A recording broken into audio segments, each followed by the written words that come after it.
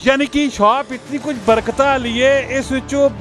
बाड़ियां जायदादां लारियां प्राडो ब्याह शिया सारा कुछ जो है असन जेडे पकौड़े ने इस तरह ने पकौड़े तकरीबन इस एरिया च वाह कैंट तो लैके मतलब हसन अब्दाल तक या टैक्सला तो हसन अब्दाल तक कोई बंदा नहीं बढ़ा सकना। और इस दुकाना च बहुत बड़ी खास गल ने इस दुकाना विच तुसीं घरा च टूटिया ओपन करने ते पानी आना ना इस दुकाना ने विच निक्का जिहा खूह आवे ठीक है पानी गड़ल करने बाहर आ रहे हैं। अस्सलाम वालेकुम, मेरा नाम है कामरान है। मैं जैसा कि आपको पता है रोजाना नई नई वीडियो के साथ आपके पास हाजिर होता रहता हूँ। माशाल्लाह जी अभी मैं मौजूद हूँ वह गार्डन के रास्ते में जाते हुए एक बहुत ही कदीमी किस्म की शॉप है और जो नस्ल दर नस्ल चलती आ रही है। अपनी देसी जबाना च गल कर साथ तो सब मज़ा आसी है, सब मज़ा आसी। पकौड़े ने सीजन ने रमज़ान पे चलना है और पकौड़े मेरे मुँह अगे उन्होंने जी खुशबू पियानी उन्होंने एक अपना टेस्ट है और एन टाइम पे बिना अफ्तारी ना जरा गपशप करने दिलचस्प किस्म नहीं और कमेंट सैक्शन में अपनी राय जरूर देनी है। जिन्हें जिन्हें इतने पकौड़े खाते पे नान खाते पे पानी पीता पे तोता ताते वाह ग्राइना जी। अस्सलाम वालेकुम जी वालेकुम सलाम, की हाल है जी ठीक ठाक खैरियत। पहले अपना नाम दसो। नदीम शहजाद जी। नदीम भाई मैं दसो कि जी शॉप है ये कितने कुछ पुरानी शॉप है? ये तकरीबन जी 1965 च असाने दादा जी होरें बनाई है तो उस तो बाद फिर असानी नस्ल दर नस्ल जिस तरह तुस आख्या बूरी चलाने रहे तो फिर असी हुण आ गए हाँ ते अगों असाने बेटे मतलब हुण असानी 4 जनरेशन आ गई इसते। यानी कि शॉप इतनी कुछ बरकता लिए इस विचों बाड़ियां जायदादां लारियां प्राडो ब्याह शिया सारा कुछ है पे की कुछ है पे वैसे बस जी अल्हम्दुलिल्लाह जी अल्लाह ने शुक्र है हर चीज़ बनाई है की लेकिन ये कि रिज़्क़ के हलाल च बरकत होनी है ना हलाल रिज़्क़ कमाया अल्हम्दुलिल्लाह जिस तरह उन्होंने मतलब है कि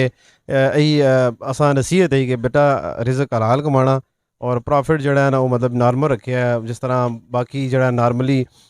मार्केट च चीज़ मिलनी उस तो भी असा कम कीमत या उसने बराबर और क्वालिटी च बहुत बेहतर मतलब असन जेडे पकौड़े ने इस तरह ने पकौड़े तकरीबन इस एरिया च वाह कैंट तो लैके मतलब हसन अब्दाल तक या टैक्सला तो हसन अब्दाल तक कोई बंदा नहीं बढ़ा सकना, ना ही कोई बढ़ा सकना है तो ना ही है ने अवेलेबल ने। इस केड़ी खास इतनी खास चीज़ है कि तुम इतना बड़ा दावा पे करने हो कोई वो भी ना दस दो ना। बस इस मुख्तलिफ किस्म के असी मसाले पाने हैं जी मतलब है कि वो